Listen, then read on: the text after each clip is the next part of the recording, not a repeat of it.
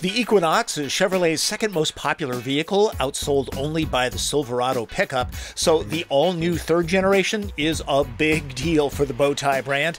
It moved nearly 250,000 of the outgoing model in 2016, which was long in the tooth. The 2018 Equinox should do much better because it is much better. Drawn up in Chevy's breezy new design language, it's over 4 inches shorter now, but remains just as roomy inside. Also, Equinox has lost about 400 pounds now. That's impressive, more than the combined weight of my wife and 2 grown children. My wife being very petite.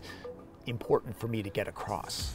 There's so much competition. Cherokee, Escape, Forester, Tiguan, and Tucson, to name a few, all have strengths and weaknesses. The Chevy's Achilles heel is price. It starts at $24,500. This top trim Premier model is $34,000 as tested, lacking a sunroof and all-wheel drive. Now, to be fair, there are heated and vented seats, a toasty steering wheel, and surround view camera system. Haggle hard. Depending on your preferences in a crossover, the effort could be worth it. Where Equinox really shines is the driving dynamic. It's very quiet, comfortable, and polished, almost like a luxury car. If the roads to soccer or Little League practice are rough, this suspension takes it in stride. It's respectable in the corners too, though if all you want is sporty, check out the Mazda CX-5 and Honda CR-V. Seats are a very personal thing. I find these extremely comfortable. Also, when the lane keep assist warning comes on, it doesn't beep. The seat vibrates. Very discreet. For now, Equinox motors with a 1.5-liter turbocharged 4-cylinder engine with 170 horsepower and 203 pound-feet of torque. There will be 2 engine options, a 4-cylinder turbo diesel expected to get as high as 40 miles per gallon on the highway, and a gas-powered 2-liter turbocharged 4-cylinder with 252 horsepower. It gets a 9-speed transmission. The 1.5 and diesel engines switch gears with a 6-speed automatic. These controls are for the sound system, not paddle shifters. The optional all-wheel drive is unique in that it signals you when it thinks you should push the button to engage it. Others do it automatically. As for Scoot, this smooth engine is fine. This is not as fast as the Honda CR-V equipped with a 1.5-liter turbo engine, but the Equinox will have that more powerful optional engine, Speed Racer. For hauling garage sale finds, the standard 4-cylinder is more efficient. The transmission aggressively grabs higher gears for better gas mileage. Equinox's fuel economy slots in between the Champ CR-V and the lower scoring Sportage and RAV4. I'm not including hybrids here. Gasoline-saving automatic engine start-stop systems are the future. Equinox has one. Take your foot off the brake, and it automatically restarts. This one is pretty smooth. Good thing, because it can't be turned off. This car is equipped with auto emergency braking, which is terrific technology, but it's part of a $1,900 package that's only available on the top premium trim. It's standard equipment on all Toyota RAV4s and most Honda CR-Vs. And Nissan just announced it will be standard on all 2018 Rogues. Friends and neighbors fawned over this Premier model's interior. It looks rich with stitched inserts. Maybe the doors could use some spiff. Some of the plastic is hard, but it's substantial to the touch. Materials down below get more of a budget feel. There's storage. Enough room here to stash tablets or a large camera. Wireless charging too, if your phone supports it. General Motors has quietly improved its user interface to become one of the more elegant choices in class with just the right amount of physical buttons and knobs.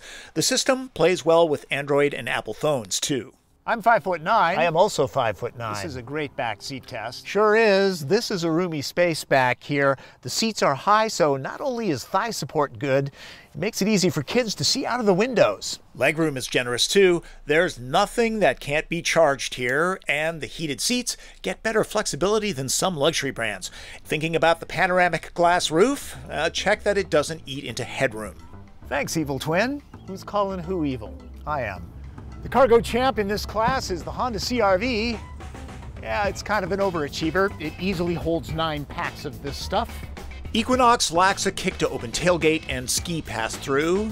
The back seat doesn't slide fore and aft anymore. The cushion articulates so the floor becomes very flat. There's a generous space under here where the optional security cover can be stashed away. Even without dipping into that room under the floor, Equinox matches the Honda at 9 packs. Apparently, the first design for the 3rd generation Equinox was so poorly received in research clinics, it was scrapped for what you see here, part of the reason why the 2nd generation stuck around for so long. Clearly, this looks like a modern Chevy with similar cues to Cruze, Volt, and Malibu. There's that wispy strafe along the side flank. A few people thought it was a Lexus in profile when the bow ties are not seen. Hey, I just report what I hear, folks. The retail price is on the high side, but this Chevy packs more sophistication into its swoopy shape than many would expect.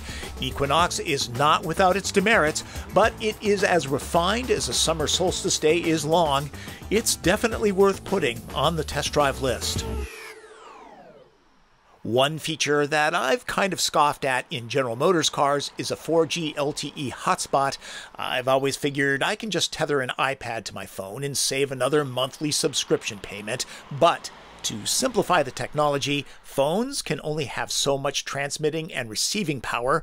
The service available in a car is much more robust, especially once you get out into more rural areas. So, if your kid really needs to stream Rick and Morty on the way to Grandma's house, it's a good option.